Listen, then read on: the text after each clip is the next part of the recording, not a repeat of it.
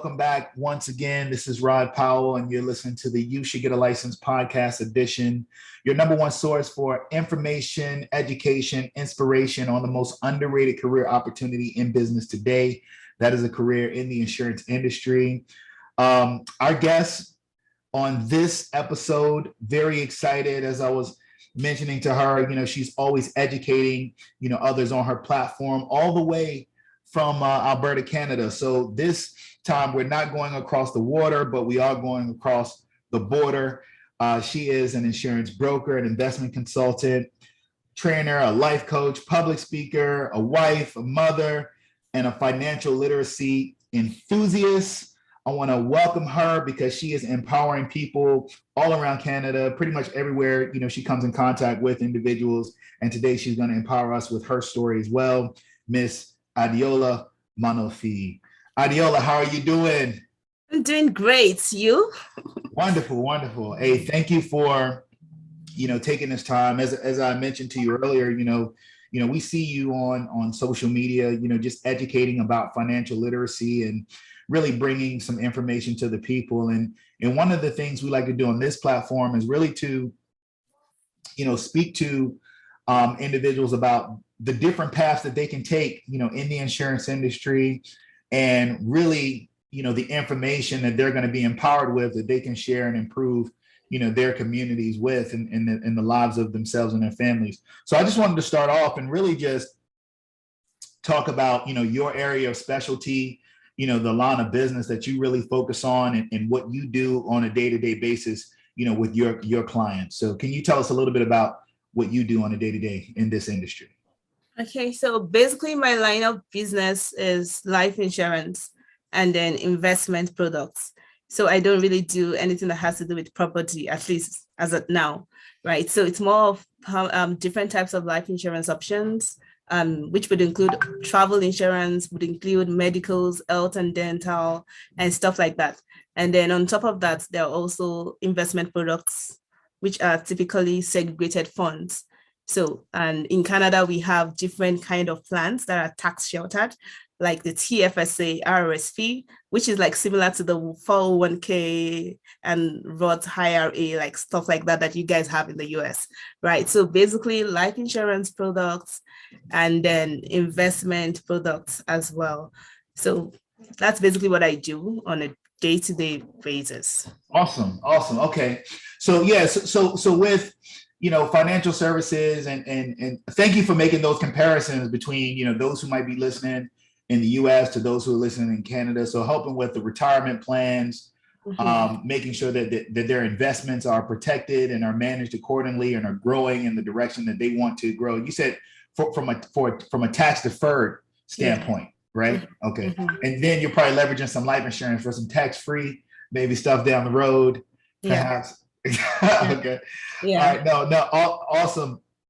Awesome. And great to know. So here's one question I do have before we move on into other topics. So you're calling in from Alberta, Canada, right? Yes. Now, Alberta, that's a city? Is that close to the? Okay. So Alberta is like a province in Canada. Okay. So yeah, there's several cities in the province. So specifically, my city is Lethbridge, very close to Calgary. I think Calgary is more Calgary. Okay. Yes. Yeah, popular, but the province in itself, it's Alberta. Got you. Okay. So here's when you say Canada nowadays, everybody thinks about Drake, right? So I'm wondering, is like a Drake sighting in Canada kind of like seeing, a UFO or Bigfoot? Like, do you see Drake in Canada? No, definitely not. Definitely not. Canada is so big, right? It's really, really big. And the provinces are like independent of each other. Like, for instance, when you're getting a license, your license is given to you by your province. If you want to sell products in another province, you need to apply for the license in that province. So each province is like a big territory on its own, like a big state on its own with its different rules. Yeah. So the licensing in the provinces in Canada would be akin to the licensing of the states. Oh, yeah. Okay. So if you're licensed in one state, you still have to get you. Now, let me ask you this question. Do you have to take a do you have to take a separate test? Oh, no. Okay, you can just apply. Once you passed the exams the first time and you have an active license, you can apply for extra provincial licenses without having to write any exams anymore. Perfect. See, that's the key. That is the key. That you got the one test, and then you can have several. Yeah. Continue on with the others. Okay, cool. Currently, I'm licensed in like 8 different provinces apart from my home province, because thanks to COVID, there are no more territorial barriers. Most people will think, oh, I have to drive long distances and all that. But once I jump on Zoom, I could be in Ontario, I could be in British Columbia, I could be in Saskatchewan. So basically, I'm licensed across the major provinces, and I could actually do businesses in all the provinces outside my own province. That's a good point. How, the changes like with COVID, with the pandemic, how it kind of opened up opportunities for our business, right? Because, there was a time where, you wouldn't even do virtual meetings. You go out, you're talking face to face, either, if you're going into the work site, to the job, or you're going to the house and you're talking at the kitchen table, whatever it may be. Now it's just, hey, a Zoom or web meeting and we can get everything done. Exactly, which is a lot more easier. So it's probably one of the good stuff COVID brought, because before COVID, people were not open to having financial discussions virtually. Like, just didn't make sense. You have to come to me face to face to talk about my money. But now people don't care anymore, since it's the new way of life, and it's a lot more easier. I don't have to find somebody to babysit my kids, or I have to drive long distances. I can just jump on Zoom, and I'm in Saskatchewan now. The next meeting, I'm in Manitoba, right? So it's really fun. And what's the time difference from Alberta to where? Okay. So currently in Alberta is 3 till 4. That's mountain time, and the time zones in Canada, they're almost 7. Because in Ontario, it's Eastern time. They're 2 hours ahead. In British Columbia, it is Pacific time. They're 1 hour behind. Gotcha. We're in the same country. And then there are some places where they are 3 hours ahead of us and 3.5 hours ahead. So it's just scattered all over the place. Now we're on Eastern time here. Okay, so that's same as Ontario. Okay, same as Ontario. Okay, perfect. Okay. All right, and then like West Coast, we have some of those not 7. I think we got 4. Here, but 7 is quite a bit. So, it's a lot. So Adeola, here's a question that I always like to start with on this platform. Before I started recording, I was just sharing a little bit about, the backstory of this platform, and just kind of sharing about how we actually got into this industry, because we typically have come into it, typically it wasn't a deliberate plan, from childhood. Although maybe it should have been. So my question to you is, I want you to take me all the way back, 9 years old, 10-year-old Adeola. What did you dream of being when you grew up? Okay, so I've always loved tough stuff, right? So I wanted to be a pilot, actually. I thought it was boring driving on the road. So I'd rather be flying in the air, right? So that was the initial thing I wanted to be. But by the time I was going to get into college, that was back home in Nigeria. I didn't grow up in Canada. I immigrated here quite recently, right? So back home in Nigeria, when I was getting into college, I decided to become a medical doctor instead. Pilot to medical doctor, all right. And then somewhere along the line, I found myself studying microbiology. So my first degree was actually in microbiology. It was after I graduated that I now went and toward the line of insurance, because normally when you're done with college, there's something we call the national service in Nigeria, where you have to serve your fatherland before you can now go to work. And then I was working in the hospital, and I had to do some things with sputum and blood and urine, and it was just so gory. So I was like, oh no, I made a mistake. I don't want to do this anymore. And then that was when, and then actually my dad has always been an insurance professional. It was shattered for many years. And so when I was discussing with him, he just thought, oh, you know what?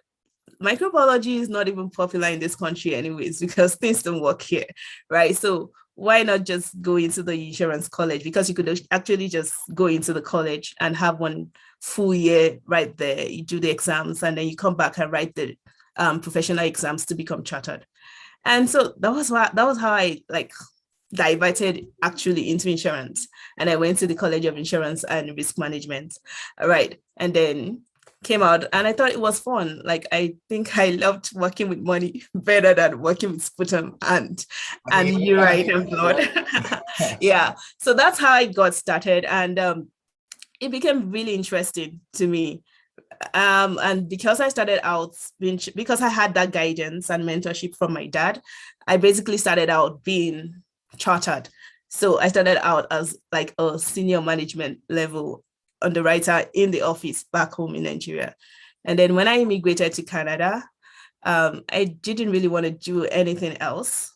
And so when I saw this opportunity where I could actually be a broker, not necessarily be a staff in an insurance company, I thought that was more exciting and interesting. And that was why I decided to, be an independent advisor rather than being one that is actually on the payroll, like captive with a particular company. Yeah.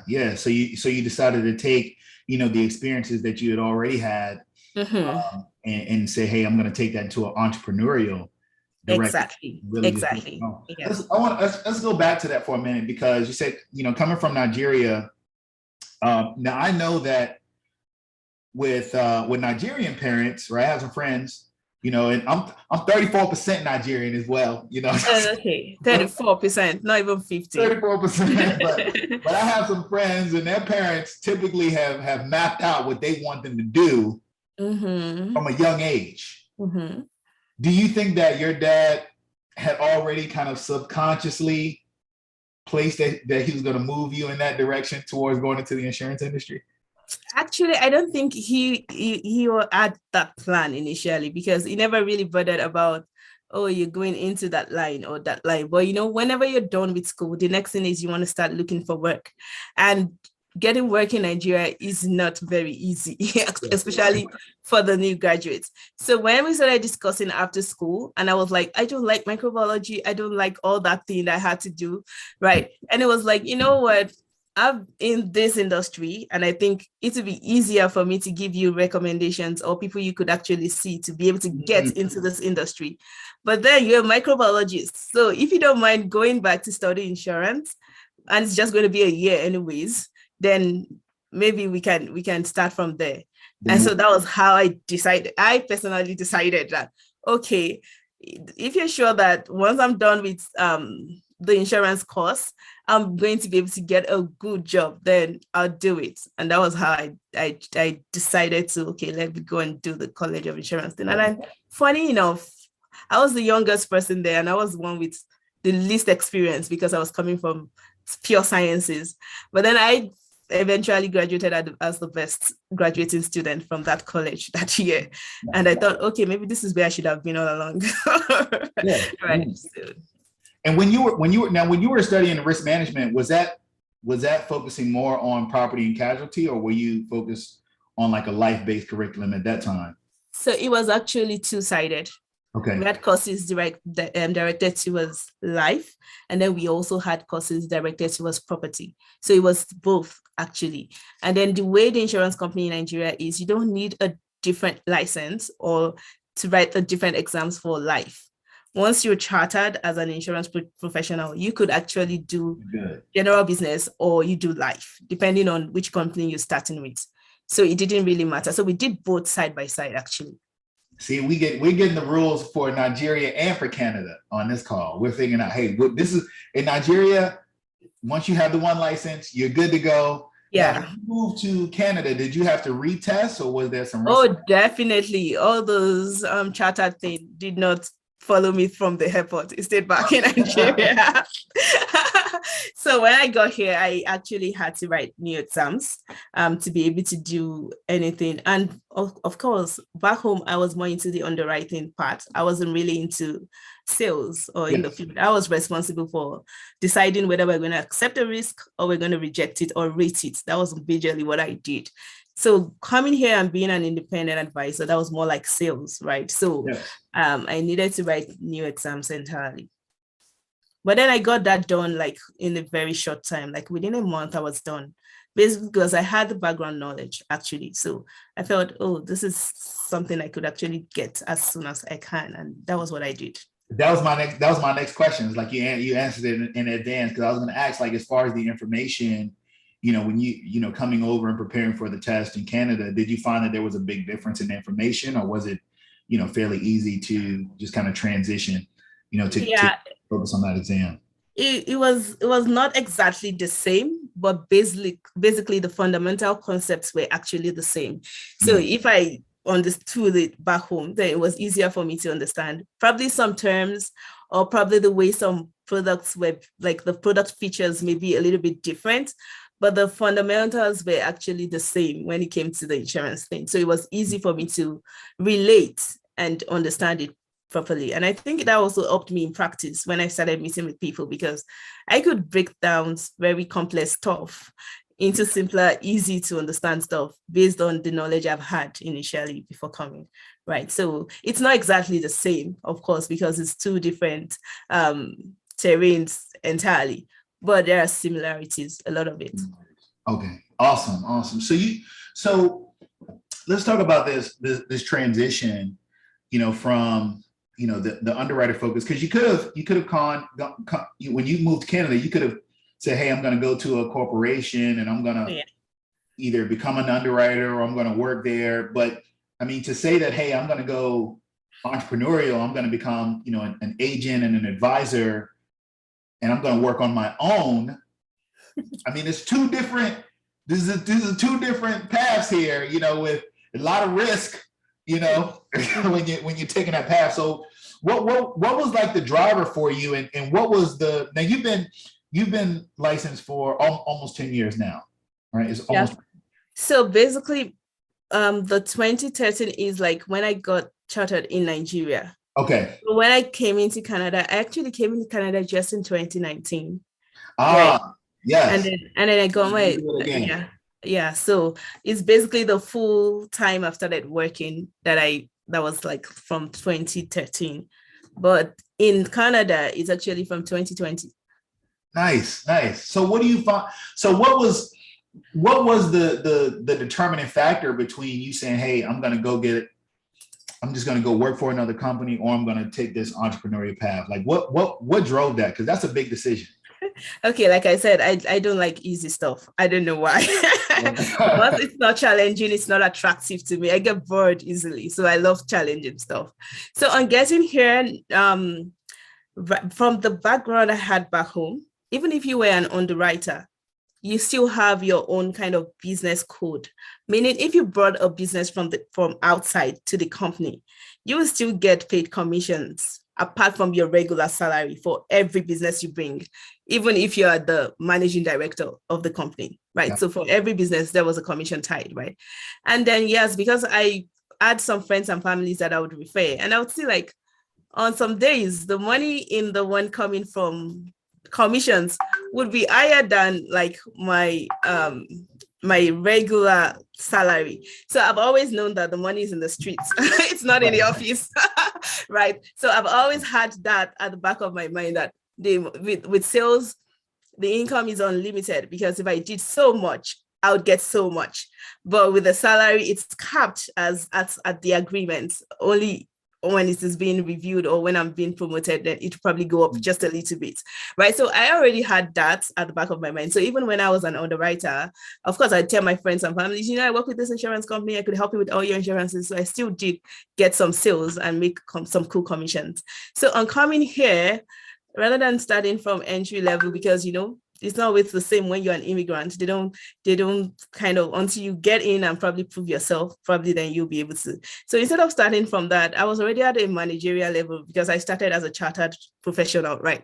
Yes. So I just thought, why not, let's try out this sales part of things first. And then if that doesn't work, probably then I'll go back to coming in as like a regular underwriter with the office.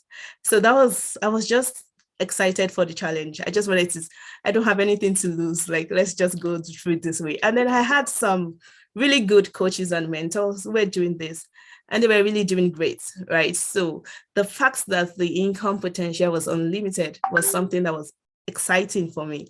And that was why I decided to go that way rather than being a regular staff. I just found that that would be boring. Let me do the challenging one and see Wow, how. look, kudos to you, because to jump right in, right into that path, especially, coming As a to, new listen, immigrant.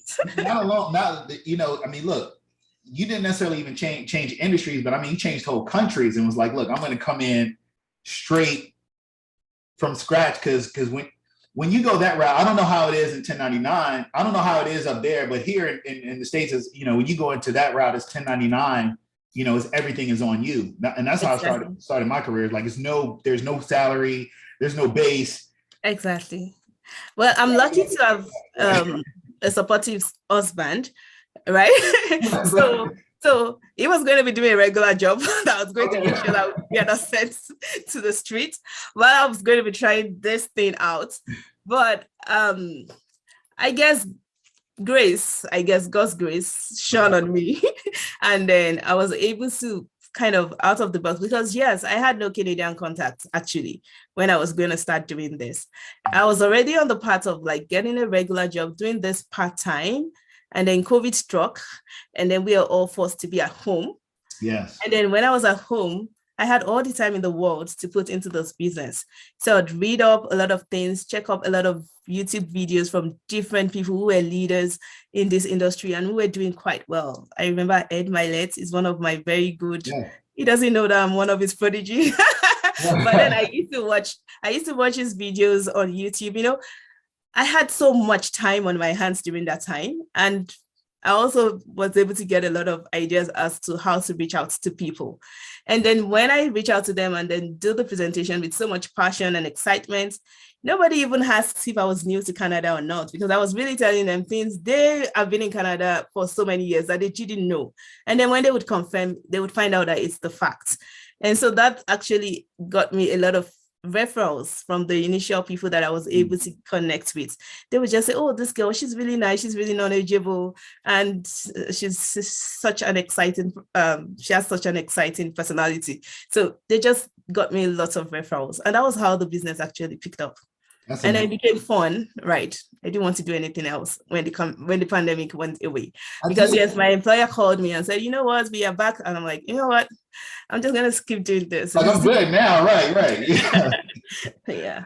No, that's amazing. It's such an inspiring story, because sometimes people have excuses, for why they can't do this. Oh, I don't know anybody that I can talk to, or exactly. I get that a lot. And I don't know all the information. I mean, look, here's a young lady that started over, didn't know anyone, built the business, from scratch, turned it into a successful practice, and continuing, to grow and build that business. I think it's just phenomenal. So 2020, like, you picked a perfect time, right, to kind of jump in, right? Yeah, it was a downturn economy. We were all sheltered in place. Everything was like upside down, but I was just able to see a light at the end of the tunnel. I just thought, okay, this will be the best time, because a lot of people passed away, and most of them didn't even have life insurance. So that was like a startup point when we started talking about how horrible COVID is and how it's so terrible and boring being sheltered in place. A conversation just comes up and just goes around life insurance. Yeah. And then I'm like, you know what, I could give you the details if you just jump on Zoom with me. And then we jump on Zoom and I share my presentation. I'm like, oh, this makes a lot of sense. And then before you know it, we're putting in an application. So basically just turning that whole situation around, and then just trying to, okay, so this doesn't happen to you. We could actually prevent it. If these people knew this, probably this would have been done. Everything just kind of worked out with when COVID happened. So rather than everybody saying, oh, it's the worst time of the year everywhere, nobody has money, everybody's at home, I wasn't seeing it that way at all. I was seeing it as an opportunity to actually reach out to people, so that all those things that were happening to their friends and families were now stranded, and now there are lots of mortgages that can be paid and stuff like that. we Absolutely. could actually prevent that. We could actually prevent that. You know, Right. the thing about, COVID, at least down here, it seems like it made people more aware, of the need to protect themselves, protect their families as well. Did you see that in your area as well, that people had kind of a heightened awareness or sense of need? Oh yeah, yeah. It increased. It definitely increased people's awareness and made them more receptive to listening to this life insurance talks, because people are always like, you know what, I'm not going to die. Nobody's going to die. But we see a lot of young people who were healthy just dying, right? So they were now like, they were able to calm down. Plus, a lot of people were jobless, so they had nothing to do. Anyways, Yeah, right. asking them to come on Zoom is an escape from their boring world. You know what? Yeah. It's like So a they little were bit. more receptive to the information. So all that apprehension, all that don't come to me with life insurance stuff. It was quite easier to connect when COVID was actually at the heat of it. Yeah. So I want to just go back for a second. You mentioned, when you were getting started, at the phase that you are now, how important, like, mentorship and just kind of guidance and training was for you, as well as, support. I want to touch a little bit more on that, and really speak to, how valuable having one, let's talk about, having some mentorship, having some guidance when you're new in the business. Like, what does that really mean and look like for you? And what was the importance of it in you being successful in the business? Okay, so to me, it actually opened my mind to what was possible. Like, I'm like, oh, this is a human being like me. If they could do this, then I could also do it, or even do better, right? So the kind of knowing what they have done, because I got a lot of advices. A lot of people want to advise newcomers on which career, you need to change your career path, you need to do this. And I got a lot of advices. Most of it was like, you should go into nursing. Nursing is quite cool and all that. And then I look at somebody who has been in nursing for so many years, and I'm like, after 15 years in nursing, I don't want my life to be like this, because she can't still stay home without going to work. The day she doesn't work, she doesn't earn, right? So it wasn't attractive to me. But then I'm able to see that. Nurses out there, no diss to nurses out there. We love y'all. Oh, no, this, please. Right. So I was actually looking at, okay, in the next 15 years, what do I want my future to be like? And then I see those mentors who started like 10 years, 8 years, 12 years ago, and what they're doing now. And I'm like, I think I could be on that level right there. I don't mind putting in all the hard work now, and then being on that level where I can, even apart from the fact that I get thrills from business productions that I put in, there's also the passive income streams that comes in, where you can actually be away on a vacation and still be earning, right? So that mentorship actually opened my eyes to the opportunities, or the possibilities of things that could happen to me in that business. And I just saw them as regular people who were doing extraordinary things, and I just felt I could do it too. So it was just inspirational to me. And I was seeing their real life figures. It was not like something that was like sugar coated. It was like something they were actually doing. And I could just go to them and say, how did you do it? And then just copy and paste, or put my own personality into it. And that was just it. The fact that I knew it could happen was all I needed, actually. Look, having a system is so important. Having someone who can kind of give you a roadmap and kind of go ahead. Yes. I just need to get my charger before my phone. Oh, sure. Yes. So, here with Adeola, Monofi, and she's speaking about having a system, and having that guidance that lets you know that it's possible for you, that the same thing that she's doing now, someone else was showing her and saying, hey, look, this is what you can accomplish. And she saw that and said, hey, yeah, of course I can. And now she's doing it, and she's built it. So, just kind of recapping that, while you were getting your charger there. Okay. I'm back now. Sorry about that. You're good. But, what is, so over the last, couple of years, where have you started to evolve your business into? I mean, aside from having the experience prior, but coming over to Canada, kind of starting fresh with what you're doing now, where have you been able to evolve it to thus far? Okay, so surprisingly, my business actually took off from like 0 to 10, like phew, like right. So it's almost unreal. But then between 2020 and now, I've probably like helped over 300 families, Amazing. made over 500K in overall income. It's Yeah. insane, right?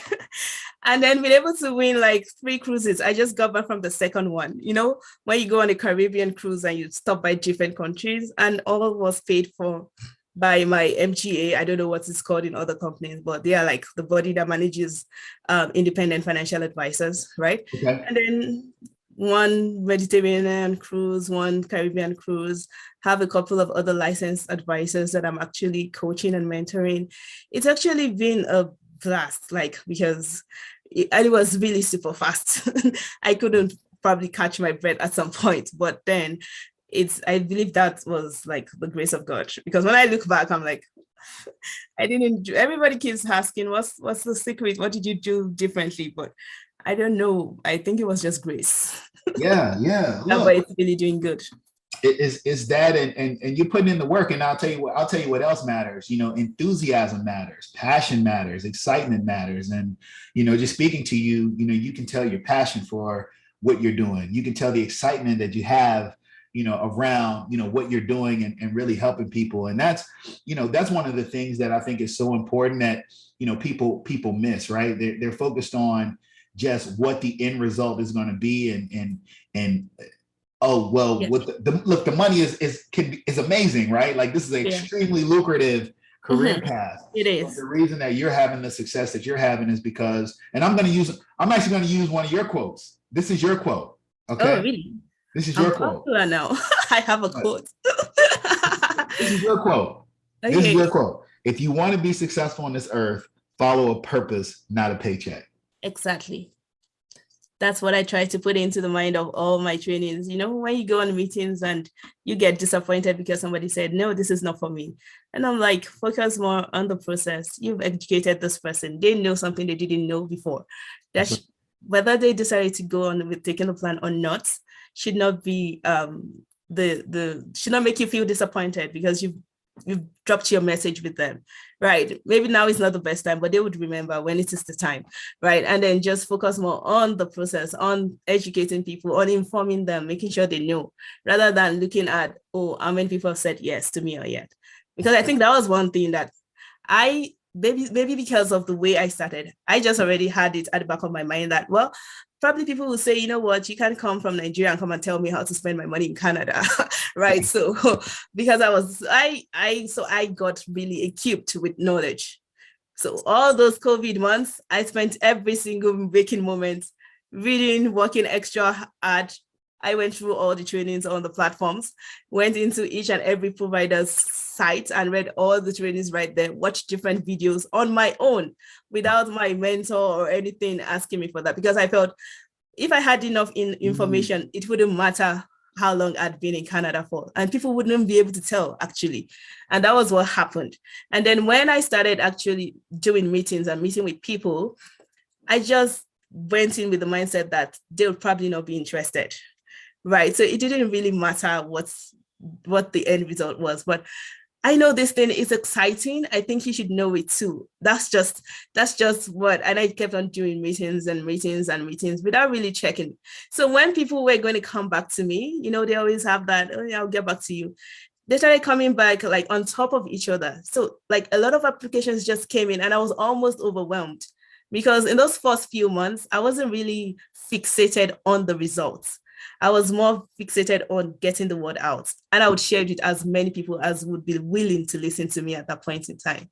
And that was what set the momentum for the business, because when it came in, it just started rolling in just the way those presentations were rolling in back in those days when no application was coming in, right? So if people would just be patient enough to just like, don't be fixated on the results will come, but focus more on educating people and enlightening them, on empowering them, and just do a good job, then they would come back, definitely. Absolutely.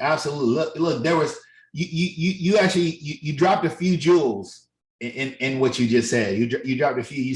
The first thing, I'm gonna go back. You said, even without my mentor, I was still just studying the material. So you were accountable personally for your own success. Oh yeah. That I'm going to be accountable for this. I know that this person is there to help me and be a resource, but they can't do it for me. I got to do it for myself. Exactly. So you took the initiative to make sure that you're paying attention to those training. I can't wait till this conversation comes out. This is going to be great. But, you took the initiative to make sure that you learn those things on your own as well, and then ask questions about it. The other thing is, when you went out, you weren't over analyzing, you weren't overthinking, what this person is going to say, what this person is going to think. Oh man, are they going to do that? You just say, hey, I'm excited about it. I want to share it with everyone else. And why wouldn't you be? Because the reality is, every time you educate someone, they're in a better position than they were before they spoke with you, right? Whether they buy or not. Exactly. And I always make sure I ask, I hope I didn't completely waste your time. I hope you learned something new. And every single person said, oh, that was fantastic information. I learned something. And that was just enough for me, right? Before talking about closing, right? So I just always wanted to, I couldn't hold it in. If I went to Costco, that's one of our store here, and there was something on sale that was like $300 before, and I get there and it's $100. I'm calling all my friends, like, you guys need to come to Costco now and get this, right? It's just like that. So I found this good knowledge that would actually help to save or protect the financial futures of so many people. So why should I keep it to myself? So I didn't care whether you don't want to listen to me or not. When someone says I'm busy, I don't have time, I go on to the next person who is available to listen. Like it's and I never lose my excitement. I don't care if you said no or yes. Just know, I have the knowledge. And then whenever you want to do something about it, just know I told you about it. So get back to me. That's right. That's right. Just remember who told you. Remember who told you. So now you have started to train other advisors and other agents to start their careers. How has that process been for you, and how gratifying is that to see other people become successful based on your input? Oh yeah, it's actually very, very it's a very good feeling when you know that, oh, this person is doing much better because you shared this opportunity with them.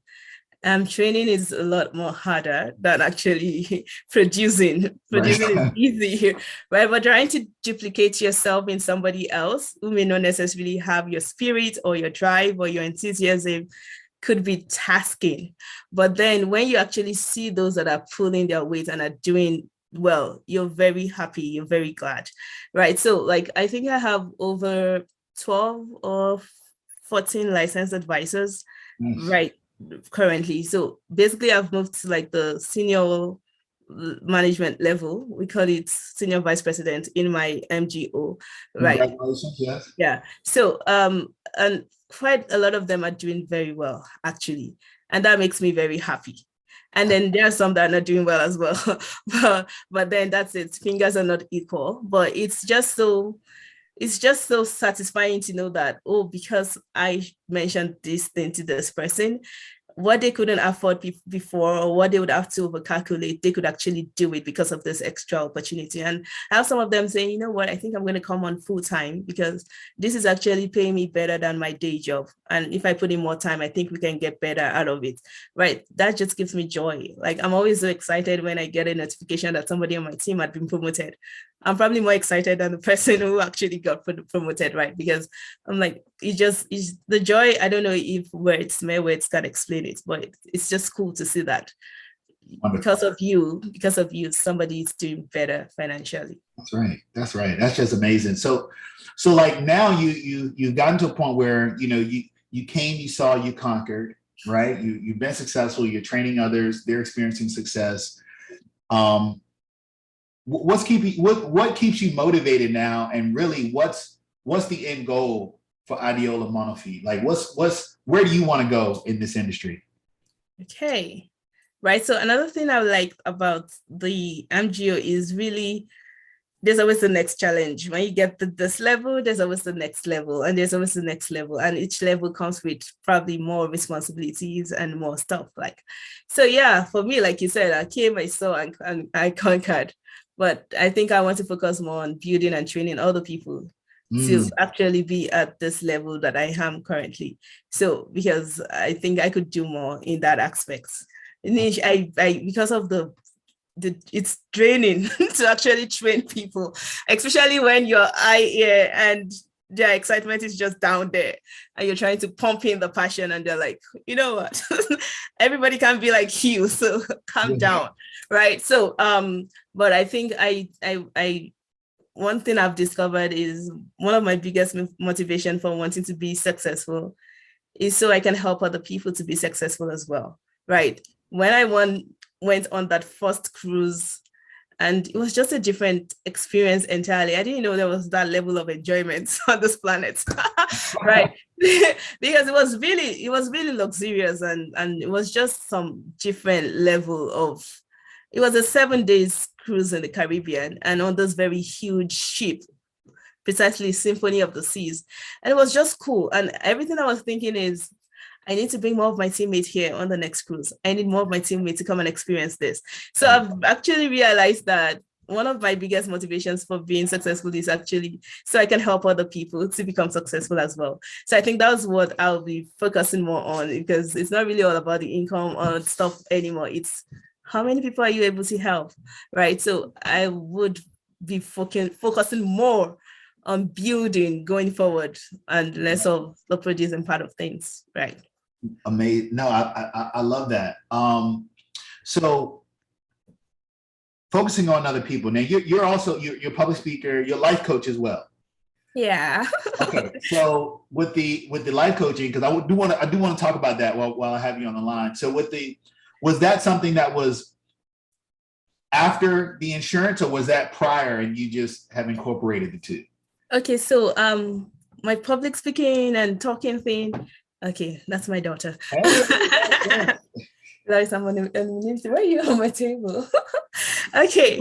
That's the other thing about Zoom, right? Like in the pandemic, right? We started. Oh yeah, we could do miracles. Okay, so what's the question again? I forgot. I said, as far as the life coaching, did that come after insurance, or was that before? Okay, so I think it's right, being part of me from a long time. I think that one is inbuilt, being a public speaker and being able to talk and incite excitement in other people. So it's something I've always had. I've actually I wanted to have it like as a second kind of hustle, but then I just felt since there's a lot of coaching and mentoring in here, we could actually incorporate everything, and then we're coaching and teaching and doing everything together. So it's something that's always been with me. I'm still looking at speaking engagements to take that. Like I head my light a lot. Right. So on that kind of level, right? So it's been with me for a while. I've probably not explored it to the level I want to explore it to, right? Because this obviously takes a lot of time. Yes. It takes a lot of time, and I'm full-time in this, but I just thought, I could actually incorporate everything together, because you still have to train, you have to teach, you have to coach, you have to motivate people, even in this business, to be successful. So, right. Yeah. It's like what I found, and let me know if you agree and add on, that in this industry, when you are not only developing yourself, professionally, you're also growing personally. And when you're training others and you're helping them to develop, you're kind of helping them do the same thing, grow professionally and personally as well. So I asked you, did it come before or after the insurance? Because because they definitely are very well connected with one another, right? Yes. What do you think? What do you think about it? I mean, what do you think about the connection between the two? Because you're kind of doing it just in training agents. So that's one of the reasons why this part of the business appealed more to me than going to apply and being in the inside. I just felt that was going to kill all that vibe, all that excitement I had in me, and I wanted to be more on the speaking side of things or meeting and connecting rather than just getting forms, checking out risk and stuff like that. So it's the connection from me from day one is one of the reasons why I decided I think I'm going to go on this path rather than going on the other path, because I wanted to do more of this, impact people directly rather than just being in the office and doing office stuff and paperwork. Yeah, I kind of feel like there's a book in the works that's coming from you. I don't know. Yeah. I get that a lot. A lot of people be like, why don't you have a YouTube channel? Why don't you write a book? I'm like, okay, I'll do all that. I just need to focus on one thing. I got it. And then when I have a little bit of space, and I would think, oh, when I become a senior vice president, I'll probably have a little bit of space, but I was so wrong. Because that's bringing more. That's adding. That's when the work doubled and tripled, and a lot of people from other hierarchies will come and reach out to me, and you just have to help them because you can see the passion and the willingness, and they're probably just not getting all that. They're not getting somebody else to match that energy, and they're probably getting discouraged. And you just feel you just have to share that time with them, even though they're not in your hierarchy, right? And then that just makes me all over the place. And I thought I would have more time, but then no, I don't. But then I'm looking into I have all those things at the back of my mind. I believe there's still enough time to go on to those things. Absolutely. So there's a few questions before we close out here. The first being, how do you feel, having a license or really like working in this industry has changed you or grown you as a person? Yeah, it has done a lot of good, especially like the idea behind life insurance and all that has always been like, you live, no money comes out. A tragedy has to happen before something comes out of it. And that's why most people don't like to hear about life insurance.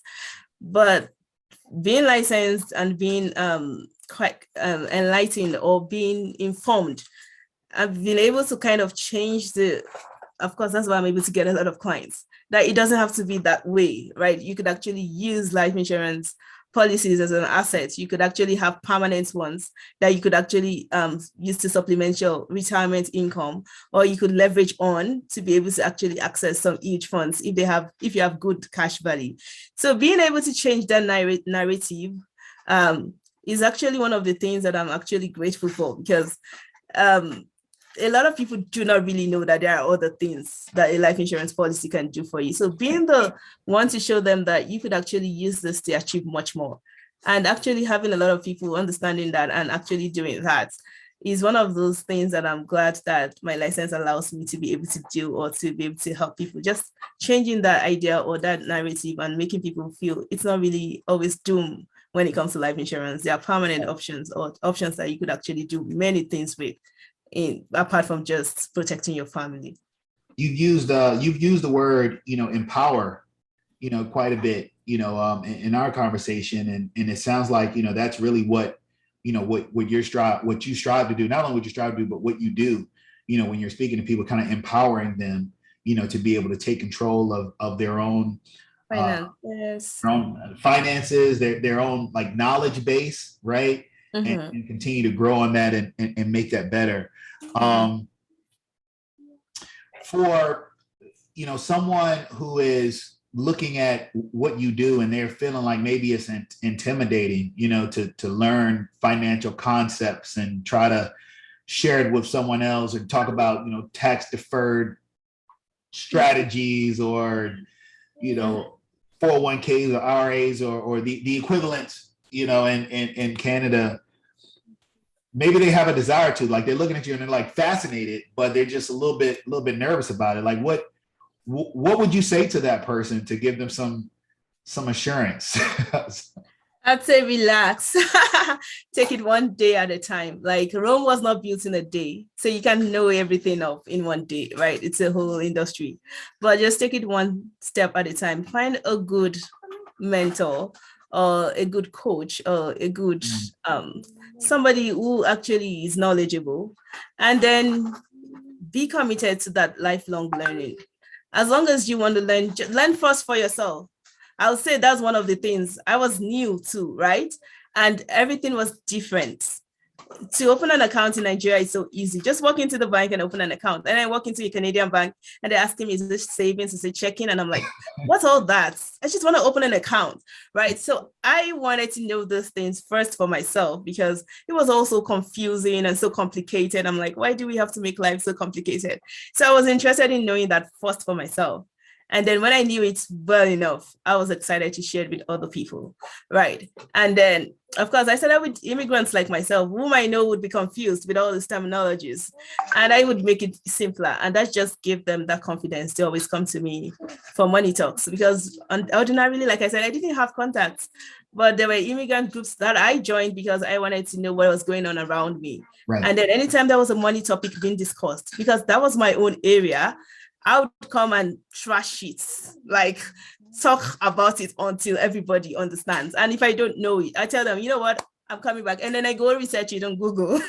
And then I come back and give it to them, right? And they started calling me Mama Finance on that group. So anything that had to do, even when I'm offline, if there was an insurance question or there was a savings question or a child education savings question, in fact, mortgage question, even then, I didn't even have a mortgage or thinking of having it. But anytime there was anything that had to do with finance, whether I was on the online or not, I would see a lot of tags. And once I see the tags, if it's something I don't know, I go and learn it and come and share it, right? So knowledge is not limited to your company. It's all over the place. So you can get all the help you need. It's just about you reaching out or having the desire to learn. But don't overdose it, right? Take it one step at a time. Be teachable, be coachable, be committed to learning. And you would find out that it's really not as complicated as it looks. There are lots of people who have shared their stories with my company who were Uber drivers, or they were meat cutters, or they came from, or who were nannies. And now they're doing very well, and they're talking about financial stuff, and they're talking about it really well. So it's all about being coachable, being able to learn, and being receptive to learning, right? So as long as you're coachable, you're interested, and you're able to do some small extra works on the things you don't understand. Like I said, knowledge is not limited to the person who is training you directly or who introduced you to the business or even to your company. There's a whole lot of infinite knowledge source out there that you could actually tap in on. Like, I'm not in Ed Milet's company, but I'm saying that guy taught me a lot of things, especially in this industry, right? And I would go and just watch all the videos and all the Wells go as if I was part of them and take a lot of notes and follow those things to the letter, right? So it's just about being teachable and coachable and having the genuine interest in learning. It's not complicated at all. I'm sure it's not as tough. It's not tougher than what you're doing at your regular job right now. It's not tougher than it, right? And you were probably overwhelmed on the first day. But once you were done with your training, it probably started getting better. And now that you've spent some years, you're like a master there. That's just how it is on the side. So one day at a time, one step at a time. And before you know it, you feel much more comfortable. And I'm still a work in progress. So I'm always still looking for new articles and browsing through provider sites to see what's up, what's the next new thing. So it's just like that. It's really not as difficult or overwhelming as it is. Just one day at a time, and then you get there. Yeah. Hey, look, listen. You should be you should be inspired. You should be fired up right now to just either go get your license if you ain't got it, or just go get to work learning something new, because I'm excited. I'm pumped up. You know, she got me pumped up, you know. Oh, wow. I'm glad. Some information. No, I think it's amazing. And you know, look, you know, just you know, a couple things that she said. She said, you know, find those mentors, but also be accountable. You know, don't think that you got to learn it all at once. You know, break it down, you know, take it in chunks. If you get a question that you don't know the answer to, don't be afraid to say you don't know. And then go find that answer, and then come back, right? And approach it the same way that you approach whatever you had to learn in your life prior. You know, just take it, you know, one step. You're not going to know it all going in, but if you stay consistent, you stay dedicated, you stay disciplined, then you are going to get to where you want to go. Adeola, thank you so much. for coming on and having this conversation, sharing your story. You dropped a lot of knowledge, that can be applied. And for those that are listening out there, hope you feel empowered, hope you feel inspired, hope you feel more educated, and hope you feel motivated and heard something that spoke to you and made you think to yourself, you should get a license. Until next time, talk soon. Thanks.